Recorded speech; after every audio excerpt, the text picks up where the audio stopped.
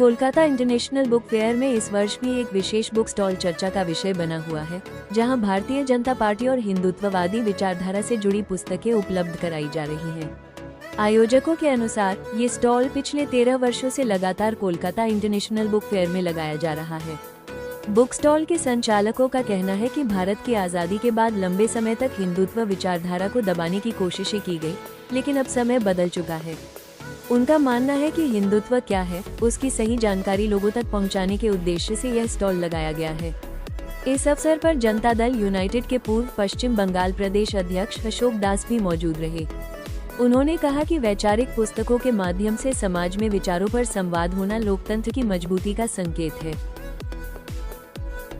साधन तालुकदार भारतीय जनबार्ता कार्यकारी सम्पादक বইমেলাতেও একটা অপরিহার্য আমাদের এই ইন্টারন্যাশনাল বুক ফেয়ার এই ভারতীয় জনবার্তা আমরা দীর্ঘ 13 বছর এই বছরে 13 বছরে আমরা এখানে আমরা দোতলা আমরা স্থাপন করেছি। মূলত এখানে জাতীয়তাবাদী বই আমরা রাখি, এই কারণে রাখি যে ভারতবর্ষের দীর্ঘ বছর স্বাধীনতার পরেও দেখেছি ভারতবর্ষের অনেক ঘটনা উন্মোচন হয়নি, ভারতবর্ষের জানে না।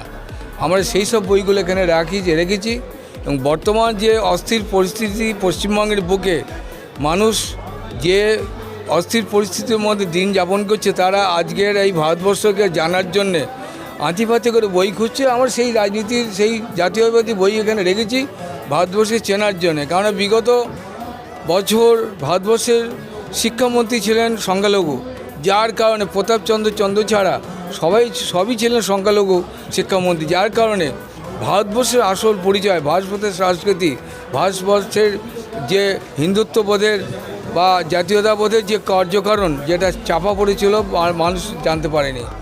আমরা এই আগামী রাজনীতি এবং আগামী ইলেকশন যেটা মানুষের উপচে পড়েছে এখানে বদলাতে হবে এবং এটাও আমাদের কাছে মানুষ আসছে সেই জাতীয়তাবাদী বই ভারতের সম্বন্ধে জানার যে বইগুলো তাদের সামনে তুলে ধরেছি, সেগুলো এসে খুঁজছে এবং তারা এসে কিনছে।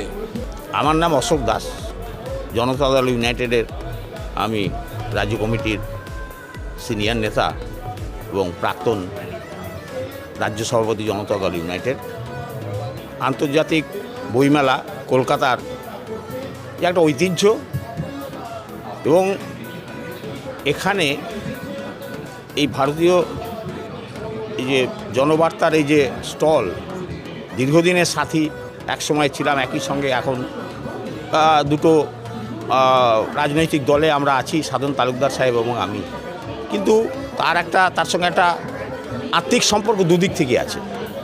সেটা যেমন রাজনৈতিকগতভাবে আছে এবং সেটা ব্যক্তিগতভাবেও আছে।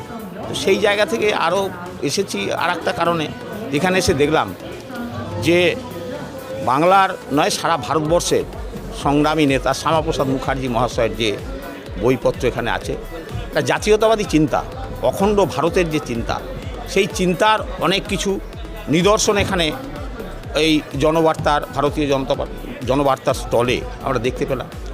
এটা একটা ভালো লাগলো।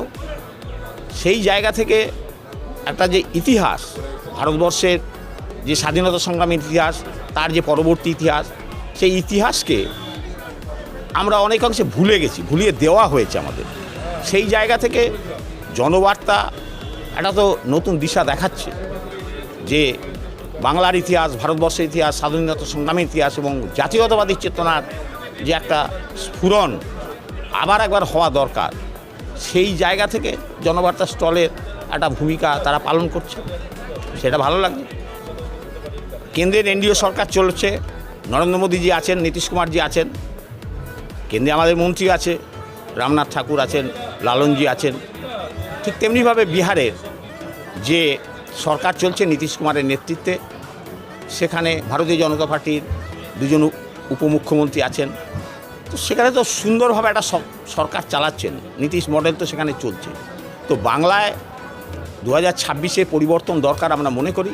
মমতা ব্যানার্জির যে কুশাসন, অপশাসন, জঙ্গলরাজের অবসান হওয়া দরকার। একটা গণতান্ত্রিক ব্যবস্থার মাধ্যমে একটা নতুন বাংলার উদয় হওয়া দরকার, গণতান্ত্রিক বাংলা, উন্নত বাংলা দরকার, জাতীয়তাবাদী বাংলার দরকার। সেই জন্যে এবার দেখুন, এটা তো বিধানসভা নির্বাচন আগামী 26, সেটা তো কোনো ব্যক্তি হিসাবে নয় বা কোনো একটা স্টেটের মানে রাজ্যের ব্যাপার নয়, এটা সমগ্র ভারতবর্ষের ব্যাপার। সেখানে নরেন্দ্র মোদীজি আছেন, নীতিশ কুমারজি আছেন।